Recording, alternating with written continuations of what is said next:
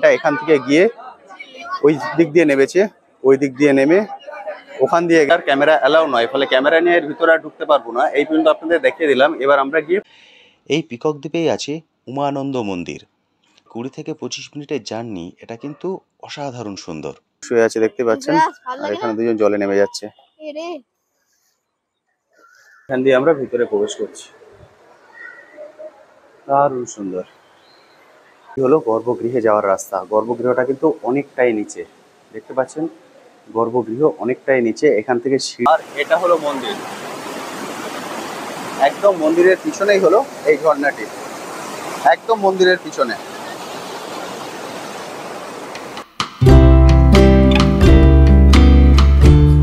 ভারতবর্ষের বিভিন্ন শহর থেকে খুব সহজেই কিন্তু আপনারা চলে আসতে পারেন এই গুয়াহাটি শহরে। রেলপথে, সড়ক পথে এবং বিমান পথে খুব ভালো কানেক্টিভিটি আছে এই গুয়াহাটি শহরের সঙ্গে। ফলে এই তিনটির যে কোনো একটি ধরে আপনারা চলে আসতে পারেন এই গুয়াহাটি শহরে। আমরা চলে এসেছি ট্রেনে করে, আমরা এসেছি সরাইঘাট এক্সপ্রেস করে। এই সরাইঘাট এক্সপ্রেসের উপরে আমি একটা পুরো ডিটেলসে ভিডিও তৈরি করেছি। সেই ভিডিও যদি আপনারা মিস করে থাকেন তাহলে এই ভিডিওর আই বাটনে এবং ভিডিও ডেসক্রিপশনে তার লিঙ্ক আমি দিয়ে দিলাম। অবশ্যই সেই ভিডিওটি দেখে নেবেন, তাহলে আপনাদের পুরো আইডিয়া হয়ে যাবে যে আপনারা খুব সহজে কিভাবে এই গুয়াহাটি শহরে চলে আসতে পারেন। এটা আমাদের গাড়ি, এটা করেই আমরা ঘুরবো। যখন আপনারা মন্দিরে যাবেন অবশ্যই কিন্তু সকাল সকাল বেরিয়ে পড়বেন। আমাদের প্ল্যান ছিল সকাল 7টায় বেরোনোর, কিন্তু আমরা বেরোতে পারলাম 9:30টায়। কারণ কাল রাত থেকে প্রচন্ড বৃষ্টি, সেই বৃষ্টির কারণেই আমাদের বেরোতে দেরি হয়ে গেল। ফলে আপনারা যখন আসবেন, যদি ক্লাইমেট ভালো থাকে অবশ্যই কিন্তু সকাল সকাল বেরিয়ে পড়বেন, যত সকালে আপনারা বেরোতে পারেন। বাসও এখানে অ্যাভেলেবেল, ফলে খুব কম খরচায় করতে চাইলে আপনাকে বাসে করে করতে হবে। দেখুন রাস্তার অবস্থা, পুরো জল জমে গেছে। আপনাদের যেটা বললাম কাল রাত থেকে বৃষ্টি হচ্ছে, এখন বৃষ্টিটা একটু ধরেছে, মানে থামেনি, কিন্তু পুরো রাস্তায় জল জমে গেছে। এটা হলো মূল তোরণ। এবার আমরা এই তোরণ ক্রস করছি।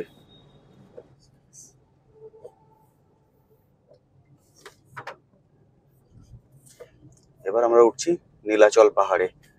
এই নীলাচল পাহাড়ের উপরেই কিন্তু মায়ের মন্দির। যদি আপনারা বাসে করে আসেন তাহলে বাস কিন্তু এই পাহাড়ের উপরে উঠবে না, আপনাদেরকে যেখান থেকে আপনি তোরণটা দেখালাম ওখানে আপনাদেরকে নামিয়ে দেবে। ওখান থেকে আপনারা হয় আলাদা গাড়ি করে এখানে উপরে আসতে হবে বা পায়ে হেঁটে। পায়ে হেঁটে কিন্তু অনেকটাই রাস্তা, ফলে ওই তোরণের বাইরে থেকে আপনারা আলাদা গাড়ি পেয়ে যাবেন। সেই গাড়ির ভাড়া নেয় 30 টাকা করে পার হেড। সেখান থেকে আপনারা আলাদা ছোট গাড়ি করে এই পাহাড়ের উপরে আপনাদেরকে উঠতে হবে। ফলে যেটা বলেছিলাম, বলে বাসে করে আপনারা আসতে পারেন, খরচা আপনাদের কম হবে, কিন্তু অনেক ব্রেক জার্নি করতে হবে।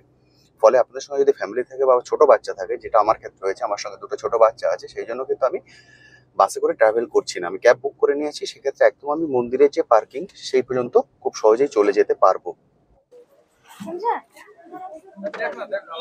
ফলে পুজো দেওয়ার সামগ্রীগুলো অবশ্যই এখান থেকে নিয়ে নেবেন। আর যদি চান এই দোকানে কিন্তু জুতো খুলে রাখতে পারেন। 3টে প্রসাদ আছে, একটা নারকেল আছে, 3টে প্রদীপ আছে, মানে এখানে 3টে প্রদীপ জ্বালাতে হয়। ধূপকাঠি আছে, সিঁদুর আছে, আর এখানে আছে মায়ের কাপড় যেটা চেরিটা, এখানে সাদা পদ্ম, মায়ের জবার মালা, ফুল, বেলপাতা। ওকে, এটা আপনার পড়ছে 350 টাকা, 350 টাকা। তো পুজোর ডালা আমরা এখান থেকে কালেক্ট করে নিয়েছি। এখানে প্রচুর দোকান আছে, যে কোনো দোকান থেকে আপনারা পুজোর ডালা কালেক্ট করে নিতে পারেন। এখানে আপনার 101 নিতে পারেন, 201 নিতে পারেন, 350 নিতে পারেন, 550 নিতে পারেন। আমরা নিয়েছি 350। 350 ডালায় কি কি থাকে সেটা আমি আপনাদেরকে দেখিয়ে দিলাম। এবার চলে যাই মূল মন্দিরে। অন্ন সেবা কুপন সংগ্রহ কেন্দ্র। যদি আপনারা এখানে ভোগ প্রসাদ গ্রহণ করতে চান তাহলে এখান থেকে আপনাদের কুপনটা নিতে হবে। এবার চলুন উপরে চলে যাই। এটা হলো সিঁড়ি, এই সিঁড়ি দিয়ে উপরে চলে যেতে হবে। এটা হলো মন্দিরের গেট। ওই যে মন্দিরের চূড়া দেখতে পাচ্ছেন এখান থেকে। এটা হলো মূল মন্দিরে ঢোকার প্রবেশদ্বার। এখান দিয়ে আমাদেরকে ভিতরে যেতে হবে। এটি হলো মূল মন্দির।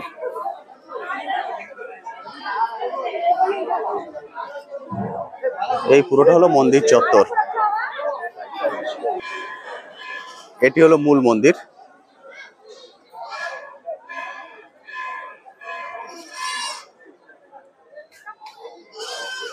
ওটি হলো গেট, ওখান দিয়ে আপনাদেরকে নামতে হবে। আর যদি এই পুরো মন্দিরটাকে পরিক্রম করতে চান তাহলে তারও কিন্তু জায়গা এখানে করে রাখা আছে, অনেকটা বড় জায়গা আছে। পুরো মন্দিরকে নিয়ে আপনারা পরিক্রম করতে পারেন, যেমন ওনারা করছেন।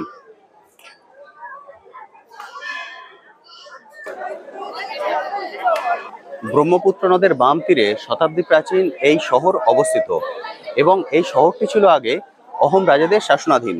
সেই কারণে এখানকার শিল্প এবং স্থাপত্যে অহোম রাজাদের ছাপ আপনারা দেখতে পাবেন। মূল মন্দির এটা।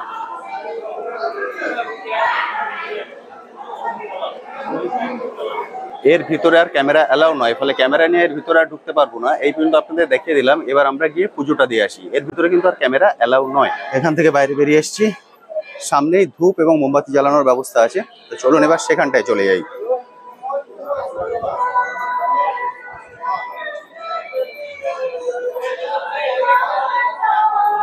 প্রচুর মানুষের ভিড়।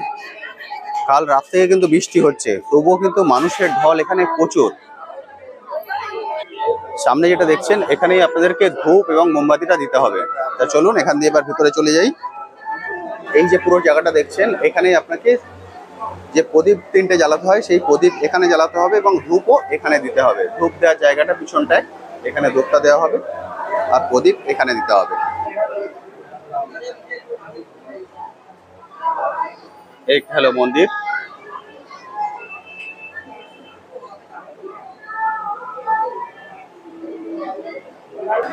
আপনারা প্রথমে গিয়ে পুজো দিয়ে আসবেন। পুজো দিয়ে এসে তার সঙ্গে আপনার ডালার সঙ্গে থাকবে 3টে ঘিয়ের প্রদীপ। সেই 3টে ঘিয়ের প্রদীপ আপনাদেরকে এখানে এসে জ্বালাতে হবে। সেই 3টে ঘিয়ের প্রদীপ আপনারা জ্বালিয়ে দিলাম এবং ধূপও জ্বালিয়ে দিলাম। এবার আবার চলে যাব মূল মন্দিরের ভিতরে। মূল মন্দিরের ভিতরে গিয়ে এবার বাকি যে পুজোটা আছে সেটা সম্পন্ন করব। পুজো কিন্তু এখনো সম্পন্ন হয়নি।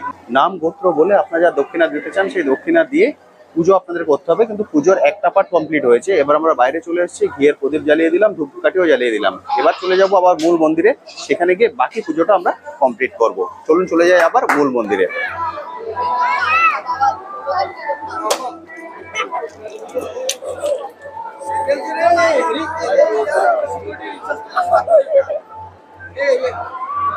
এটা যেটা দেখছেন এটা হলো লাইন। এখান থেকে লাইন শুরু হয়েছে।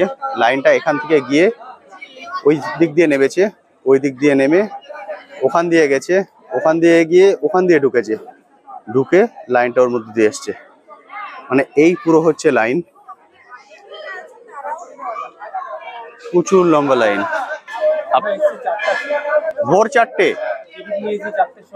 4টের সময় টিকিট দেয় না 5টায় টিকিট দেয়? 4টের সময় টিকিট পেয়ে গেছেন, তারপরে কি সেই টিকিট অনুসারে আবার লাইনে দাঁড়াতে হয়েছে? টিকিট অনুসারে আবার লাইনে দাঁড়াতে হয়েছে। এটা নর্মাল লাইন। ওকে, মানে 4টের থেকে লাইনে দাঁড়িয়ে আছেন, এরপর এই পুরো লাইন কভার করে তারপর পুজো দিতে যাবেন। খুব সুন্দর, দারুণ। আপনারা বুঝতে পারছেন ওনারা 4টের সময় এসছেন, 4টের সময় এসে লাইন দিয়েছেন, 4টের সময় এসে লাইন দিয়ে কুপন কালেক্ট করেছেন। কুপন কালেক্ট করার পর দেন আবার সেই কুপন অনুসারে ওনারা লাইনে দাঁড়িয়েছেন। এবার এই যে পুরো লাইন, এই পুরো লাইন গিয়ে ওখান দিয়ে ঢুকেছে। তারপর গিয়ে আপনি মূল গর্ভগৃহে যেতে পারবেন, মূল গর্ভগৃহে গিয়ে পুজো দিতে পারবেন। যদি আপনারা এখানে এসে পুজো দিতে চান, অর্থাৎ মূল গর্ভগৃহে গিয়ে পুজো দিতে চান, তাহলে তার ডিটেলসটা আমি আপনার সঙ্গে শেয়ার করে দিচ্ছি। আপনাদেরকে আসতে হবে ভোর 4টে থেকে 5টার মধ্যে। এই মন্দিরে ভোর 4টে থেকে 5টার মধ্যে এসে লাইনে দাঁড়াতে হবে। লাইনে দাঁড়ানোর পর আপনারা এখান থেকে কুপন কালেক্ট করতে পারবেন, যেমন ওনারা বললেন সেরকম কুপন কালেক্ট করতে পারবেন। মন্দির খুলবে সকাল 7টায়। সকাল 7টায় মন্দির খুললে সেই কুপন অনুসারে আপনাকে লাইনে দাঁড়াতে হবে। লাইনে দাঁড়িয়ে তারপর এই লাইন কভার করে গিয়ে আপনাকে পুজো দিতে হবে। এখানে যে মূল যে মন্দির, অর্থাৎ যেখানে আমরা পুজো দিলাম, সেটা কিন্তু মূল গর্ভগৃহ নয়, ওটা মন্দির। মূল গর্ভগৃহ হলো মন্দিরের নিচে, অর্থাৎ সেটা একটু নিচে নামতে হবে আপনাকে সিঁড়ি বেয়ে। জায়গাটা খুবই অন্ধকার এবং সেখানে একটা শিলাখণ্ড রাখা আছে। সেই শিলাখণ্ডকেই আপনাকে পুজো দিতে হবে। এখানে কিন্তু মায়ের কোনো মূর্তি নেই, এখানে শিলাখণ্ড রাখা আছে। সেই শিলাকেই মনে করা হয় মায়ের যোনি এবং সেটাকেই আপনাদেরকে পুজো করতে হবে। এবং সেই পর্যন্ত পৌঁছাতে গেলে আপনাদেরকে এই লাইনটা দিয়েই কিন্তু এগোতে হবে, তাছাড়া আর কোনো ওয়ে নেই। এছাড়া এটা হচ্ছে সাধারণ লাইন। এছাড়া একটা ভিআইপি লাইন আছে, সেই ভিআইপি লাইনের জন্য আপনাকে 500 টাকা দিতে হবে। এবং যদি ভিআইপি লাইনও আপনি দেন, সেক্ষেত্রেও কিন্তু আপনাকে 3 থেকে 4 ঘন্টা লাইনে থাকতে হবে। যদি ভিআইপি লাইনে 500 টাকা দিয়ে ভিআইপি লাইনে যান, তাহলে আপনাকে 3 থেকে 4 ঘন্টা লাইনে দাঁড়াতে হবে। আর যদি এই নর্মাল লাইনে যান, তাহলে আপনাকে 7 থেকে 8 ঘন্টা লাইনে দাঁড়াতে হবে। তাহলেই আপনি মূল গর্ভগৃহে গিয়ে পুজো দিতে পারবেন। সামনে যেটা দেখছেন এটাই হলো কুণ্ড।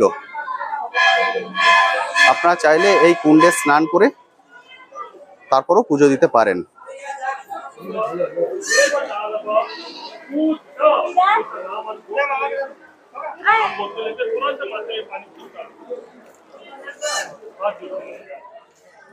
नमो सौभाग्ये लीला वर्षे विमले मानस प्रिये नमो गंगे हरे पुण्ये पापं हरा नमोस्ते।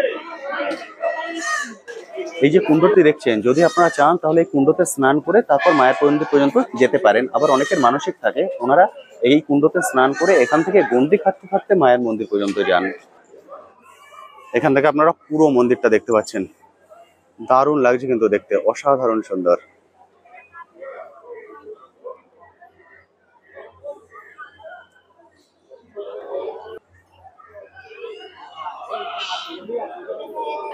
এই কামাখ্যা মন্দির কিন্তু শুধুমাত্র মায়ের মন্দির নয়, এটি হলো তন্ত্র সাধনার একটি সিদ্ধ পীঠ।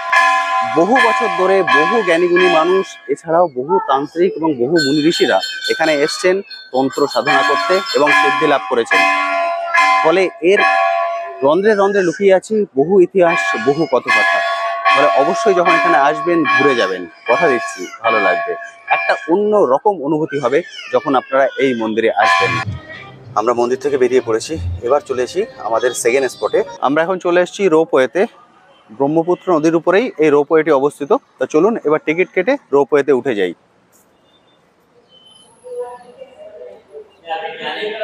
এটা টয়লেট, এটা টিকিট কাউন্টার। তো আমার পিছনে যেটা দেখছেন এটাই হলো টিকিট কাউন্টার। এখান থেকে আপনাকে টিকিট কালেক্ট করে নিতে হবে। এটা হলো আমাদের টিকিট, আমরা টিকিট কালেক্ট করে নিয়েছি। টিকিটের মূল্য 100 টাকা করে। তবে 3 বছর থেকে 12 বছর পর্যন্ত বাচ্চাদের 50 টাকা করে টিকিট। 100 টাকা করে একটা রুট, অর্থাৎ শুধু যাওয়া, আর যাওয়া আসা যদি নেন তাহলে 200 টাকা। আমরা যাওয়া আসার টিকিট কাটতে চেয়েছিলাম, কিন্তু ওনারা যাওয়া আসার টিকিট একসঙ্গে দেননি, কারণ কাল রাত থেকে বৃষ্টি হচ্ছে আপনারা জানেন, সেই জন্য ক্লাইমেট খুব খারাপ, ওই জন্য যাওয়ার টিকিট ওনারা দিয়েছেন, আসার টিকিট ওনারা দেননি। ফলে আমরা যদি আবার এখানে রিটার্ন করি তাহলে আমাদের ওখান থেকে আবার টিকিট কেটে রিটার্ন করতে হবে। তা চলুন, টিকিট কাটা হয়ে গেছে, এবার আমরা রোপওয়ের দিকে যাই। টিকিট কেটে নিয়েছি, এটা হলো টিকিট কাউন্টার। টিকিট কাউন্টার থেকে বেরিয়ে এই রাস্তা দিয়ে আপনাদেরকে এগিয়ে যেতে হবে। এটা হলো রাস্তা, এটা দিয়ে এবার আমাদের কেবল কারের দিকে আমরা যাব। অর্থাৎ এখানে আমাদের টিকিট শো করিয়ে ভেতরে যেতে হবে। এটা হচ্ছে এন্ট্রি পয়েন্ট 4। আপনারা টিকিট কেটে এখান দিয়ে এলে এখান দিয়ে আপনাদেরকে ভিতরে আসতে হবে। এটাই হলো এন্ট্রি গেট। এখানে আপনাদের সিকিউরিটি চেক হবে, পুরো সিকিউরিটি চেক হয়ে তারপর আপনারা ভিতরে আসতে পারবেন। এটা হলো ওয়েটিং এরিয়া। এখানে আমরা এখন বসে ওয়েট করছি, কারণ আমরা মাত্র 4 জন এখানে এসেছি। একটা কেবল কারে 27 জন মানুষ উঠতে পারেন। আরও কিছু মানুষ টিকিট কাটছেন, ওনারা এলে তারপর একসঙ্গে লিফটে করে আমাদেরকে উপরে তোলা হবে, তারপর আমরা কেবল কারে চড়তে পারবো। তো চলুন এখন এখানে ওয়েট করে নিই, বাকিরা এলে তারপর আমরা উপরে যাব। এবার গেট খুলে দেওয়া হয়েছে, এবার আমরা লিফটের দিকে যাচ্ছি। এটা হলো লিফট।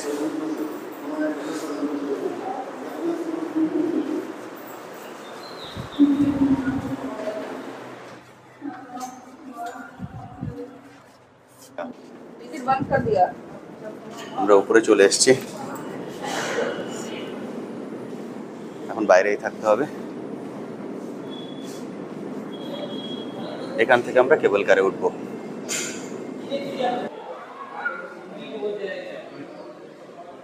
এটা ফিরে এলো, এখান থেকে পুরোটা দেখতে পাচ্ছেন।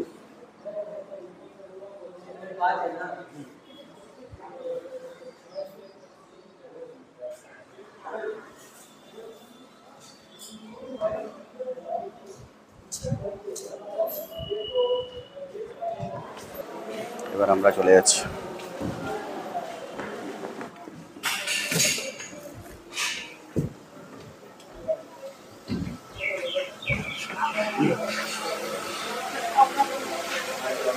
আমরা এখন কেবল কারে উঠে পড়েছি। কেবল কারের দরজা বন্ধ হয়ে যাচ্ছে। এই কেবল কারে একসঙ্গে 27 জন একসঙ্গে জার্নি করতে পারেন, কিন্তু আমরা কিন্তু এখানে 27 জন নেই, আমরা আছি 18 জন। অর্থাৎ 18 জন নিয়েই এবার যাত্রা শুরু হবে। এই যাত্রাপথটি কিন্তু খুবই সুন্দর এবং এই পুরো যাত্রাপথটি প্রায় 20 থেকে 25 মিনিট। অর্থাৎ এই কেবল কার থেকে পুরো ব্রহ্মপুত্র নদটি খুব সুন্দরভাবে আপনারা দেখতে পাবেন। এবং এই যাত্রাপথটিও কিন্তু খুব সুন্দর, মানে কখনো উপরে উঠছে কখনো নিচে নামছে, এই যে অভিজ্ঞতা, এটা কিন্তু ভাষায় প্রকাশ করা সম্ভব নয়। এখান থেকে আপনারা এই ব্রহ্মপুত্র নদের অনেক দূর পর্যন্ত দেখতে পাবেন। এই কেবল কারের চারিদিকেই কাঁচ লাগানো আছে, ফলে এখান থেকে কিন্তু খুব সুন্দরভাবে আপনারা এই বাইরের দৃশ্য খুব ভালোভাবে উপভোগ করতে পারবেন। সামনে আপনারা যে দ্বীপটি দেখছেন, এই দ্বীপটির নাম হচ্ছে পিকক দ্বীপ। ব্রিটিশরাই এর নাম রেখেছিল পিকক দ্বীপ।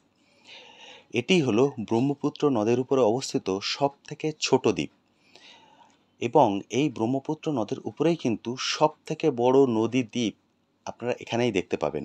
অর্থাৎ ব্রহ্মপুত্র নদের উপরেই আছে সব থেকে ছোট নদীদ্বীপ, এবং সব থেকে বড় নদীদ্বীপটিও এই ব্রহ্মপুত্র নদের উপরেই অবস্থিত, তার নাম মাজুলি। এই সামনে যে পিকক দ্বীপটি দেখছেন, এই পিকক দ্বীপেও কিন্তু যাওয়ার ব্যবস্থা আছে, অর্থাৎ আপনারা লঞ্চে করে এই পিকক দ্বীপে যেতে পারেন। আমাদেরও এই পিকক দ্বীপে যাওয়ার প্ল্যান ছিল, কিন্তু আমরা গুয়াহাটি আসার আগে 2 থেকে 3 দিন টানা বৃষ্টি হওয়ার কারণে এই ব্রহ্মপুত্র নদের জল প্রচুর বেড়ে গেছে এবং ঢেউও প্রচুর বেড়ে গেছে, সেই জন্য লঞ্চ সার্ভিস এখন বন্ধ করে রাখা আছে। আবার জল একটু নেমে গেলে তারপর এই লঞ্চ সার্ভিস চালু হবে, অর্থাৎ লঞ্চ সার্ভিস চালু না হলে আপনারা কোনোভাবেই এই পিকক দ্বীপে যেতে পারবেন না। এই পিকক দ্বীপেই আছে উমানন্দ মন্দির। এটিও কিন্তু গুয়াহাটি সাইট সিনের মধ্যেই পড়ে। আমাদেরও লিস্টে ছিল এটা, কিন্তু যেহেতু জলের লেভেলটা অনেকটা উপরে উঠে গেছে, ফলে আমাদের সাইট সিন থেকে এটাকে বাদ দিতে হলো। তো আপনারা যখন আসবেন তখন যদি লঞ্চ সার্ভিস চালু থাকে, তাহলে অবশ্যই কিন্তু এই উমানন্দ মন্দির থেকে ঘুরে আসবেন লঞ্চে করে গিয়ে। এই লঞ্চে ওঠার জন্য আপনাদেরকে যেতে হবে লাচিত ঘাটে। এটা যে সাইট সিনের গাড়ি আপনারা বুক করবেন, ওনাকে বললেই হবে যে আমরা উমানন্দ মন্দিরে যাব, উনি আপনাদেরকে লাচিত ঘাটে নিয়ে যাবেন। ওখান থেকেই আপনারা টিকিট কেটে এই লঞ্চে উঠে যেতে পারেন। এই লঞ্চ সার্ভিস চালু থাকে সকাল 9টা থেকে বিকেল 3:30 পর্যন্ত, আর এই লঞ্চের ভাড়া হলো 20 টাকা মাত্র। তবে যখন টিকিট কাটবেন তখন যাওয়া আসা দুটো টিকিটই আপনাকে কাটতে হবে, অর্থাৎ 20 40 টাকা। তো আমরা তো যেতে পারলাম না, কিন্তু এই ওপর থেকে অর্থাৎ এই কেবল কার থেকে কিন্তু উমানন্দ মন্দিরটিকে খুব সুন্দরভাবে আপনারা দেখতে পাবেন। তো চলুন পাখির চোখে দেখে নিন উমানন্দ মন্দির। এই উমানন্দ মন্দিরে যখন আপনারা যাবেন, এই লঞ্চ থেকে নেমে অনেকটাই সিঁড়ি ভেঙে আপনাদেরকে উপরে উঠতে হবে, অর্থাৎ এটা একটা ছোটোখাটো পাহাড়ের মতো। দেখুন, দেখতে পাচ্ছেন আপনারা, এখানে অনেকগুলো মন্দির আপনারা দেখতে পাবেন, তবে এর মধ্যে যে মন্দিরটি বিখ্যাত সেটি হলো উমানন্দ মন্দির, অর্থাৎ উমার মন্দির, অর্থাৎ দুর্গার মন্দির। মনে করা হয় শিব দুর্গাকে ভালোবেসে এই ব্রহ্মপুত্র নদের মাঝখানে এই দ্বীপটির সৃষ্টি করেন, এবং এখানেই এই মন্দিরটি তৈরি করা হয়। আমি উপর থেকে যতটা সম্ভব আপনাদেরকে দেখানোর চেষ্টা করছি। এই কেবল কারে করে যখন যাবেন তখনও কিন্তু এই দ্বীপটিকে খুব সুন্দরভাবে পুরোটা দেখতে পাবেন, কিন্তু যখন আপনারা লঞ্চে করে যাবেন তখন আপনারা মন্দিরটা ঘুরে দেখতে পাবেন, কিন্তু এত সুন্দরভাবে দ্বীপটাকে দেখতে পাবেন না। ফলে দ্বীপটাকে সুন্দরভাবে দেখার জন্য এবং এই কেবল কারের এই যে সুন্দর অভিজ্ঞতা, এটা নেয়ার জন্য আপনাদের কিন্তু অবশ্যই এই কেবল কারে উঠতে হবে। এই ব্রহ্মপুত্র নদের উপরে কিন্তু প্রচুর দ্বীপ আছে, যেটা বললাম সব থেকে ছোট দ্বীপ ওই ব্রহ্মপুত্র নদের উপরে, এবং সব থেকে বড় দ্বীপ সেটিও এই ব্রহ্মপুত্র নদের উপরে।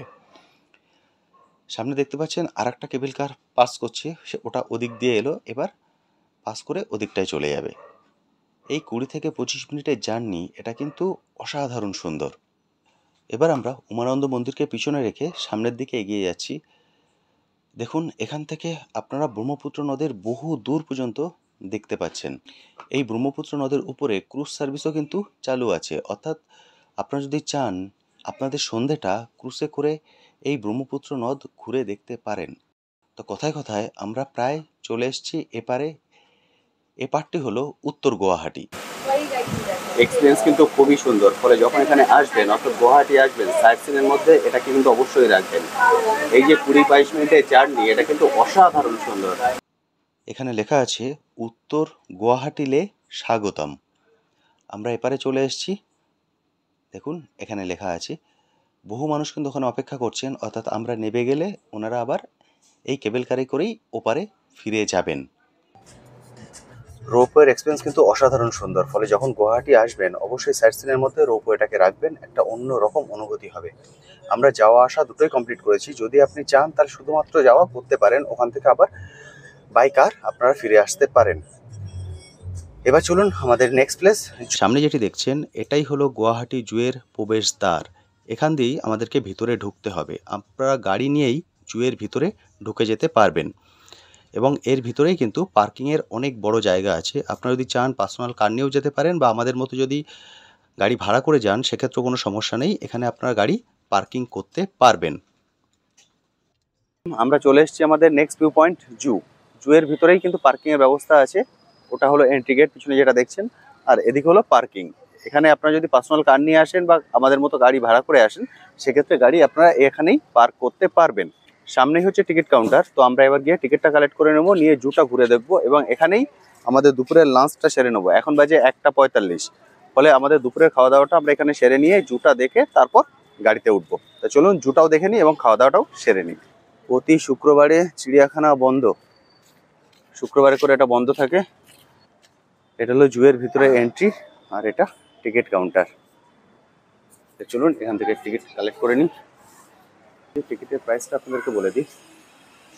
এখানে অ্যাডাল্ট 33 টাকা, মানে 11 বছরের উপরে, আর বাচ্চাদের 13 টাকা।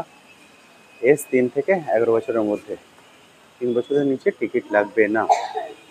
আর স্টিল ক্যামেরা 21 টাকা, ডিএসএলআর 102 টাকা, ভিডিও ক্যামেরা 203 টাকা। জু ওপেনিং টাইম 8:30 থেকে, জু ক্লোজিং টাইম 4টে। 8:30টায় খুলছে, 4টেই বন্ধ হয়ে যাচ্ছে। পুরোটা আপনার সঙ্গে শেয়ার করে দিলাম। আমরা টিকিট কালেক্ট করে নিয়েছি, এবার ভিতরে চলে যাব। আপনাদের এখানে আরেকটা জিনিস বলে রাখি, এখানে কিন্তু টিকিটের জন্য ক্যাশ নেওয়া হয় না, টিকিটের জন্য আপনাকে অনলাইন পে করতে হবে। সেই জন্য যখন এখানে আসবেন অবশ্যই অনলাইন পেমেন্ট করতে পারবেন, সেরকম সুবিধা নিয়েই আসবেন। এখানে কিন্তু ক্যাশ কোনোভাবেই নেওয়া হচ্ছে না, শুধুমাত্র অনলাইনে পে করেই আপনাকে টিকিট নিতে হবে। এটা হচ্ছে চেকিং, এখানে আপনাদের ব্যাগ সবকিছু চেকিং হবে, চেকিং করে তারপর আপনারা ভিতরে যেতে পারবেন। কোনো রকম খাবার কিন্তু এখানে অ্যালাউ নয়, অর্থাৎ খাবার যদি থাকে এখানে জমা করে তারপর ভিতরে যেতে হবে, এবং জলের বোতলও অ্যালাউ নয়। এবার এখান থেকে আমাদের ভিতরে চলে যাব। এটা হলো পুরো ম্যাপ, জুয়ের পুরো ম্যাপ এখানে আছে, মানে কোথায় গেলে কি দেখতে পাবেন তার পুরো ম্যাপটা আছে এখানে। কি কি অ্যানিমেলস আছে সেটা আছে এখানে। এটা হচ্ছে পুরো ম্যাপ। চলুন এবার এদিক দিয়েই ভিতরে চলে যাই। এখান থেকে আপনারা ব্যাটারি চালিত গাড়িগুলো বুক করে নিতে পারবেন, পার পার্সন 50 টাকা করে। তাহলে সেই ব্যাটারি চালিত গাড়ি করেই পুরো জুটাকে আপনারা ঘুরে দেখতে পারবেন, কারণ জুটা কিন্তু অনেকটাই বড়।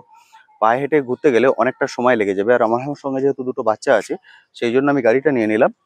গাড়িটা ভাগ ভাগ করে যাবে, মানে পুরোটাই কিন্তু একটা না ঘুরিয়ে দেখাবে না। এটা এখান থেকে স্টেশন নাম্বার 2-তে নিয়ে যাবে, নিয়ে গিয়ে ছেড়ে দেবে। ওখান থেকে 2 থেকে 3 পর্যন্ত পায়ে হেঁটে যেতে হবে, সেখান থেকে আবার গাড়ি, এইভাবে এক একটা করে করে দেখতে দেখতে আমরা যাব আর গাড়িতে করে করতে থাকবো। তাহলে কি হবে, আমাদের জার্নিটা কম হবে, অর্থাৎ পুরোটাই হেঁটে দেখতে হবে না এবং পুরো জুটাই কভার করতে পারবো।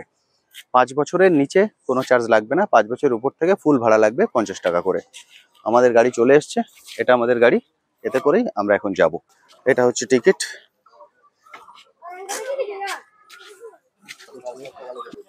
এটাই হলো কিন্তু টিকিট, তার রিস্টে পরিয়ে দিচ্ছেন।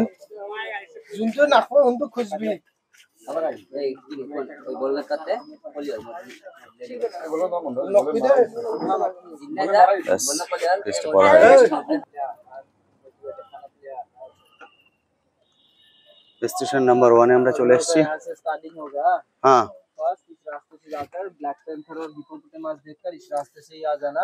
अच्छा, आके इस सीढ़ी से ऊपर जाना, ऊपर आपको कॉमन लेपर्ड मिलेगा। ओके लेपर्ड देखकर आगे की सीढ़ी से नीचे जाना, ओके, नीचे से 3 नंबर स्टेशन तक देखकर चले जाना। ये 1 नंबर स्टेशन है, ठीक है आगे 3 नंबर स्टेशन में रुक जाना। नेक्स्ट कोई भी गाड़ी आ जाए आपको पिकअप कर लेगा। ঠিক আছে, থ্যাংক ইউ। এটা স্টেশন নাম্বার 1, এখানে আমরা নেমে গেলাম। প্রথমে এদিকে যেতে হবে, তো চলুন প্রথমে এই রাস্তা দিয়ে চলে যাই।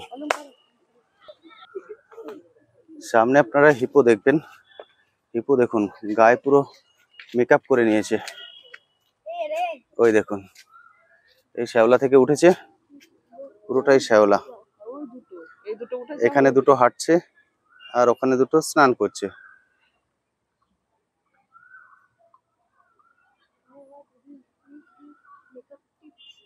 এর আবার জলে চলে আসছে। জল নয় ওটা, হিপো। যা ওখানে দুজন জলে শুয়ে আছে দেখতে পাচ্ছেন, আর এখানে দুজন জলে নেমে যাচ্ছে। এরে Bye, drown yourself. Drown yourself. And he is floating in. হিপোটা কিন্তু খুব সুন্দর দেখা গেল, জাস্ট ওরা উপরে ছিল বলে খুব ভালোভাবে দেখা গেছে। নর্মালি জুতে এলে হিপো দেখা যায় না, কারণ ওরা জলের মধ্যে ডুবে থাকে, শুধু পিঠটা দেখা যায়। কিন্তু এখানে আমরা পুরোটাই দেখতে পেলাম, কারণ যেহেতু ওরা উপরে ছিল তখন উপর থেকে জলে নামলো। মানে আমাদের টাইমিংটা খুব ভালো হয়েছে।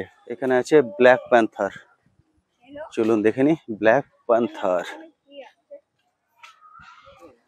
এই যে ব্ল্যাক প্যান্থার, আপনারা দেখতে পাবেন কিনা জানি না। Hi. এই দেখুন ব্ল্যাক প্যান্থার শুয়ে আছে এখানে একদম লেজ টেজ বিছিয়ে। Black panther. এখানে দুটো ব্ল্যাক প্যান্থার দেখতে পেলাম, একটা আপনারা দেখতে পেয়েছেন আর একটা মনে হয় আপনারা দেখতে পাবেন না, কারণ উপর দিয়েও হাঁটছে। খাঁচা আছে চারটে, মনে হয় চারটে আছে, দুটো হয়তো ভিতরে আছে, কিন্তু দুটো আমরা দেখতে পেয়েছি। Royal Bengal tiger. চলুন দেখে নি রয়্যাল বেঙ্গল টাইগার। ফাটাফাটি রয়্যাল বেঙ্গল টাইগার।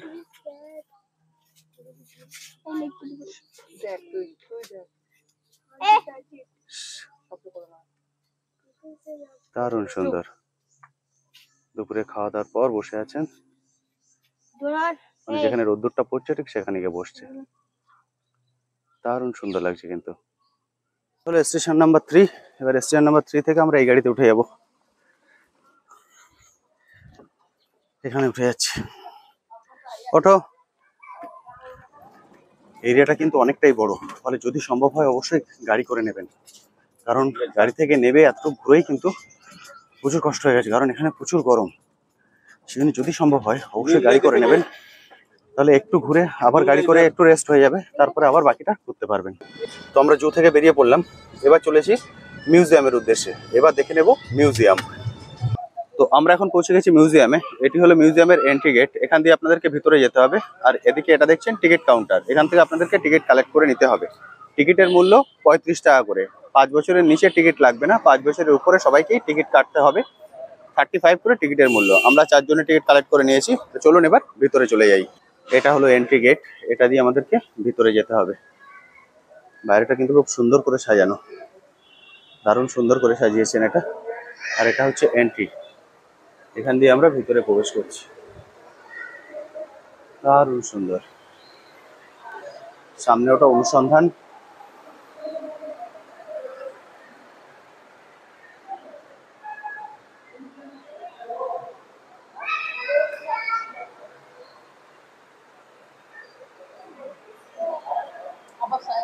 এখানে বিভিন্ন বিজ্ঞানী এবং মনীষীদের মডেল করা আছে। সেই মডেল, যে মডেলটা নিচে যাচ্ছে তার ডিটেলসটা উপরে টিভিতে শো হচ্ছে।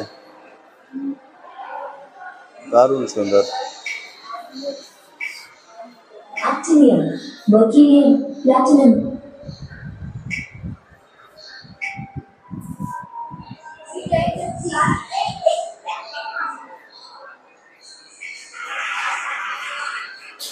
তো নিচটা পুরো আমরা ঘুরে দেখে নিলাম।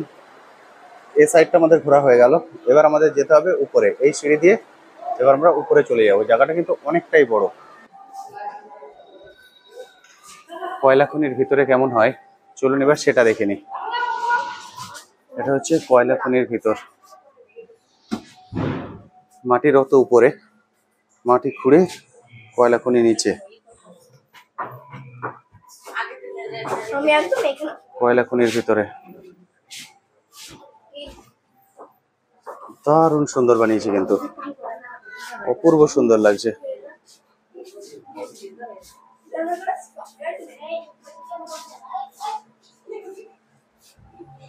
এগুলো কয়লা ট্রলিতে তোলা হয়েছে।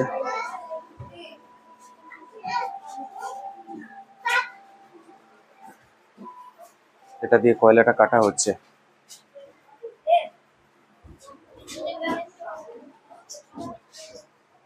সেগুলো মেশিন।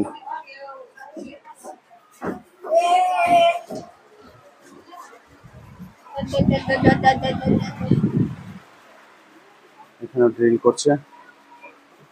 এটা হচ্ছে কয়লা খনির ভিতরে।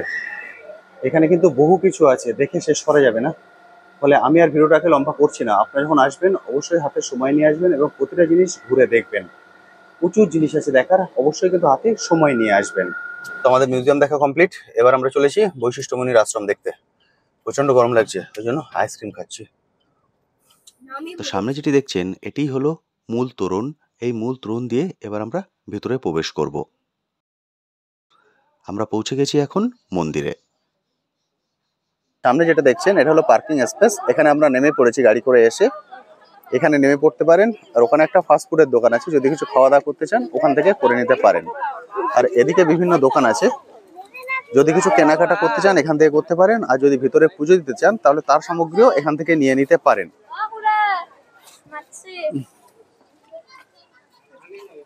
এটা হলো মন্দির। আর মন্দিরে যাওয়ার একটু আগেই এখানে একটা ঘর দেখতে পাবেন। এখানে জুতো রাখতে হবে আপনাদের।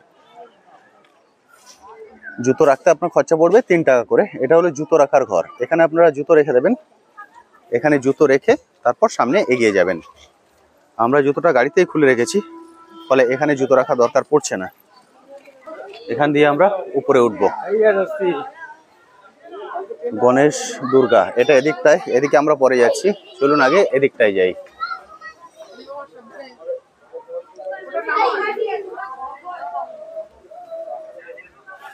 এখানে প্রচুর হনুমান আছে, এদেরকে খেপাবেন না, তাহলে ওরাও কিছু করবে না।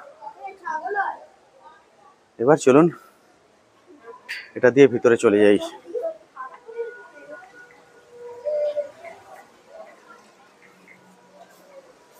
এবার চলে এসছি ভিতরে। ভিতরে ঢুকতেই সবার প্রথম ডান হাতে আপনারা দেখতে পাবেন বজরংবলীর মন্দির। সবার প্রথম পড়বে বজরংবলী মন্দির। এর সঙ্গে আছে শিবলিঙ্গ। এটা আপনারা দেখছেন পুরো মন্দির। এটা হলো পুরো মন্দির। আমরা এসেছি কিন্তু একদম সন্ধেবেলা, এখন বাজে 6:45। যদি ধূপ এবং মোমবাতি দিতে চান তাহলে সেটা আপনাদেরকে এখানে দিতে হবে। ধূপ এবং মোমবাতিটা এখানে দিতে পারবেন। সামনেও জায়গা আছে, দেখুন অনেকে এসছেন, ওনারা জ্বালিয়েছেন ধূপ এবং মোমবাতি। এখানে ধূপ আর প্রদীপ দিয়েছেন এখানে। এবার আমরা সামনে এগিয়ে যাই। এখান থেকে আপনারা মন্দিরে ঢুকতে পারবেন। এখান দিয়েই মন্দিরে ঢুকতে হবে। এটিই হলো মূল মন্দির।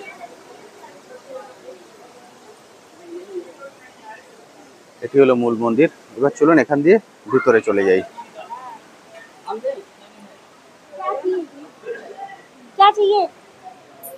এবার এখান দিয়ে ভিতরে চলে এসেছি। এটাই হলো মূল মন্দির, মন্দিরের প্রবেশ পথ। এখান দিয়ে আপনাদেরকে ভেতরে আসতে হবে। ভেতরে এলেই প্রথমে এখানে আপনি শিবলিঙ্গ দেখতে পাবেন।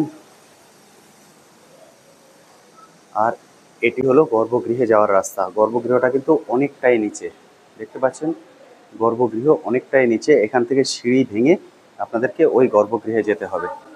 তা চলুন এবার সিঁড়ি ভেঙে আমরা ওই গর্ভগৃহের ভিতরে চলে যাই। এই জায়গাটা কিন্তু খুব অন্ধকার। এখান দিয়ে আপনারা নিচে যেতে পারবেন। ধীরে ধীরে আসবেন। এটা কিন্তু অন্ধকার গুহার মতো, মানে অনেকটাই নিচে। এটা হলো অনেকটাই নিচে। এই দেখুন, এই হলো মূল গর্ভগৃহ। বাইরে থেকে যে মন্দিরটা আমি দেখালাম এটা হলো সেই মন্দির। এখন আমরা আছি মূল গর্ভগৃহের ভিতরে। এখানে আছেন শিলাখণ্ড। প্রায় বিষ্ণুরূপায় বিষ্ণবে শিবরূপিণে অনাদি জগদীশায় নমো হরিহরপনে পাঠিকার মনোর কামনা পূর্ণ করি নির্বিঘ্নে বা ভগিষ্ঠদেবে বহুকাল রক্ষা করিব সর্বকুশলানি আয়ুষ্মান আয়ুষ্মতি নির্মল্যম শিরোধৈর্য আয়ুষ্মতি বাবা দীর্ঘায়ু সন্ধি ভাব সুখী ভাব নির্মল্যম শিরোধৈর্য আয়ুষ্মান বাবা দীর্ঘায়ু। মন্দিরটা কত পুরনো? 400 বছরের। 400 বছরের পুরনো। এখানে কি এই শিলাখণ্ডকেই পূজা করা হয়? শিলা বশিষ্ঠ বাবা জীবনের শেষ সময় এখানে আসছিলাম। আচ্ছা, ওইখানে শিবজিকে আরাধনা করেছিলাম। और आराधना करके करके लास्ट टाइम शिव जी के साथ वो विलीन हो गया। अच्छा, की ही प्लेस में এখানে উনি বিলীন হয়ে গেছিলেন। हाँ। আচ্ছা, जो शिला देखा है ना, ये वशिष्ठ बाबा शिला हो गया। বৈশিষ্ট্য শিলা, উনি এখানেই বিলীন হয়েছিলেন, সেই শিলারূপেই এখানে অবস্থান করছেন। আচ্ছা, বাহ, উনি এখানেই বিলীন হয়েছিলেন, সেইখানেই কিন্তু এই মন্দিরটা করা হয়েছে এবং এখানে এই শিলাখণ্ডকেই পুজো করা হয়। দারুণ সুন্দর। এখানে মন্দির কখন খোলে আর কখন বন্ধ হয়? मंदिर कब खुलता है कब बंद होता है? 100 बजे सुबह 6 बजे खुल जाता है। से खुल जाता है। अच्छा, और संध्या जब आरती होगा, हाँ। आरती पर बंद हो जाए। आरती कितने बजे होती है? 7 बजे 7 बजे आरती पूरा होती है। दिन खुला रहता है। पूरा दिन खुला रहता है, कभी भी आके पूजा दे सकते हैं। अच्छा, बहुत अच्छा है। और यहाँ पर दूर से कोई आए तो यहाँ पर रहने का कोई जगह है? यहाँ पर यहाँ पर आसपास में रहने का कोई जगह है? होटल वगैरह कुछ? होटल तो है यहाँ पर, बाहर में होटल है। ढाबा है। ओके, तो वहाँ पर रह सकते हैं। वाह, बहुत ही अच्छा है। ये मंदिर है और पास में वशिष्ठ मुनि का आश्रम भी है ना? यहाँ आश्रम, वशिष्ठ आश्रम। वशिष्ठ आश्रम भी है। बहुत ही अच्छे। और ये जोत क्या पूरा दिन चलता रहता है? कौन? ये दीपक शिव, ये दीपा सारा दिन सारा रात, हाँ, कभी बंद नहीं होता। कभी नहीं। ऐसे ही चला रहता है। अखंड ज्योत, अखंड ज्योत। তো এটা হলো মূল গর্ভগৃহ। এখানে যে শিলাখণ্ডটি আছে এখানেই বশিষ্ঠ মুনি বিলীন হয়েছিলেন। ফলে আপনারা এখানে এসে আপনাদের নামপত্র বলে পুজো দিতে পারবেন। ঠাকুরমশাই এখানে সবসময় থাকেন আর পুজোর টাইমিং উনি বলে দিয়েছেন। ফলে অবশ্যই এখানে এসে ঘুরে যাবেন, ভালো লাগবে। এবার চলুন আমি বাইরে বেরিয়ে যাই। এটা কিন্তু অনেকটাই নিচে, সিঁড়ি দিয়ে আপনাদেরকে অনেকটা নিচে নামতে হবে।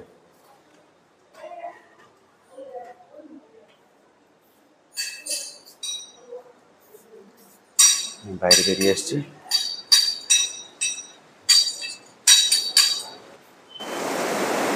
জলটা ওখান থেকে আসছে, ওখান দিয়ে জলটা এসে জলটা এদিক দিয়ে পড়ছে। আর এটা হলো মন্দির, একদম মন্দিরের পিছনেই হলো এই ঝর্ণাটি, একদম মন্দিরের পিছনে। এখান দিয়ে গিয়ে জলটা এর তলা দিয়ে পাস করছে।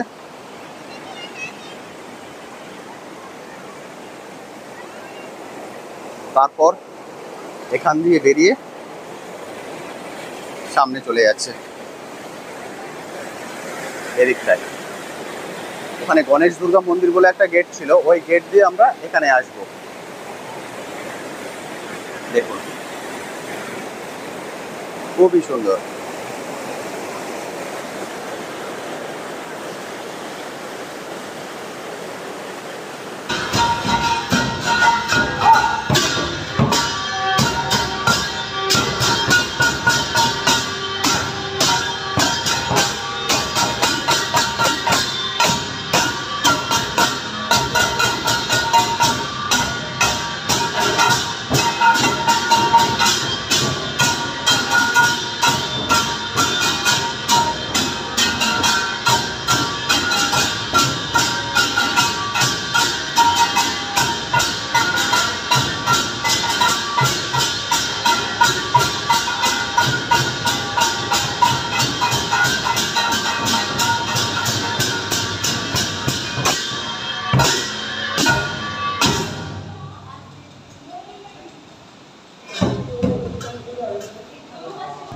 এখন বাজে 6:30। এখন আমরা চলেছি বালাজি টেম্পল দর্শন করতে। এটাই আমাদের লাস্ট পয়েন্ট। বুঝতেই পারছেন পুরো অন্ধকার হয়ে গেছে। গাড়ির লাইট জ্বালিয়ে আমি ইন্ট্রোটা করছি, কারণ সকালে আমাদের বেরোতে অনেক দেরি হয়ে গেছে। কাল রাত থেকে বৃষ্টি হচ্ছিল। সকালে প্ল্যান ছিল 7টায় বেরোবো, সেখান থেকে আমরা বেরিয়েছি 9:30। ফলে যখন আপনারা গুয়াহাটির সাইট সিন প্ল্যান করবেন, যদি একদিন সময় থাকে আমাদের মতো, যেমন আমাদের হাতে একদিন, কালকে আমাদের রিটার্ন টিকিট আছে, ফিরে যেতে হবে, ফলে কোনো উপায় নেই। সেক্ষেত্রে চেষ্টা করবেন যত সকালে আপনারা বেরোতে পারেন। সকাল 7টার মধ্যে বেরিয়ে পড়বেন এবং মন্দির দিয়ে শুরু করবেন, কামাখ্যা মন্দির দিয়ে শুরু করবেন। তারপর একে একে যেভাবে আমি দেখালাম সেভাবে যদি দেখেন, তাহলে সবগুলো সাইট সিন আপনারা দিনের আলোতে কভার করতে পারবেন। তো বন্ধুরা, ফাইনালি আমরা পৌঁছে গেছি আমাদের হোটেলে। এখান থেকেই আজকে সকালে যাত্রা শুরু করেছিলাম। এখন বাজে 8:25। আমাদের গুয়াহাটির সাইট সিন কমপ্লিট হলো। তো সকালে আমি বলেছিলাম যে গুয়াহাটির সাইট সিন যে দাদার সঙ্গে করছি, সেই দাদার কন্ট্যাক্ট নাম্বার আমি আপনার সঙ্গে শেয়ার করে দেবো। ফলে আপনারা যদি চান সরাসরি ওনার সঙ্গে যোগাযোগ করে এখানে এসে সাইট সিন করতে পারেন। আমরা কিন্তু সারাদিন খুব ভালো ঘুরেছি। আমি যে কটা জায়গা লিস্ট আউট করেছিলাম সে কটা জায়গা তো আমি ঘুরেইছি, তাছাড়া একটা জায়গা কিন্তু উনি এক্সট্রা ঘুরিয়েছেন, বালাজি টেম্পল। সেটা আমি ভিডিওতে দেখাতে পারলাম না, কারণ ওখানে ভিডিওগ্রাফি অ্যালাউ নয়। ওই জন্য বালাজি টেম্পলে আমি কোনো ভিডিও করতে পারিনি। আমরা গিয়ে ঘুরে এসেছি, খুব সুন্দর মন্দির। আমি এই ভিডিওতে দাদার কন্ট্যাক্ট নাম্বার শেয়ার করে দিচ্ছি। আপনারা যখন আসবেন সরাসরি ওনার সঙ্গে যোগাযোগ করে নেবেন, তাহলে কিন্তু আপনাদের সাইট সিন করতে কোনো রকম অসুবিধা হবে না। কন্ট্যাক্ট নাম্বারটা একটু শেয়ার করে দিন। 8472 009473।